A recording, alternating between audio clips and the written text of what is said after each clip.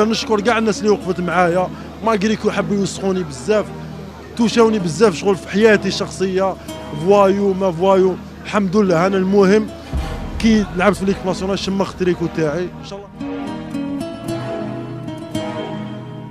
تلقى السهام من كل الاتجاهات، من القريب والبعيد، من الصديق والعدو، من الصادق والكاذب، فعلقت على ظهره كل أنواع العبارات المسيئة المشينة: المتخاذل، المتهور، المتكاسل، المتهاون.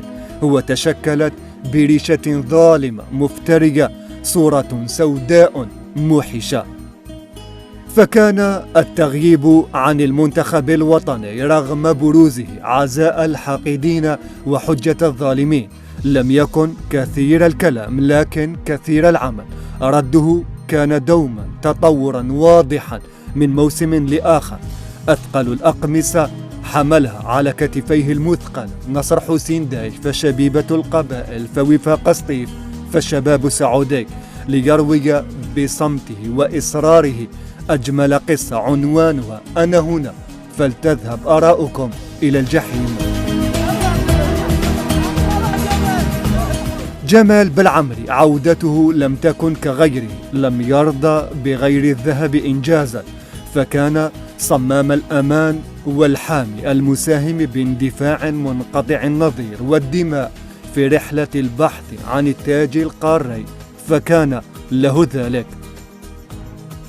لا لا لا لا لا لا لا لا لا لا، وكأنه ضربه بخنجر يعني، سبحان الله. عودة لم تنتهي هنا، ففي أصعب فترة انتقالات صيفية مرت منذ سنوات استطاع ابن بيلام أن يخطف أنظار نادي ليون الفرنسي، أحد عمالقة الليغ 1. فكانت خطوته قنبلة الميركاتو وصفعة أخرى في وجه المشككين الذين اتخذوا جمال فريسة سهلة لأنه ابن الجزائر المحلي بين قوسين وسط.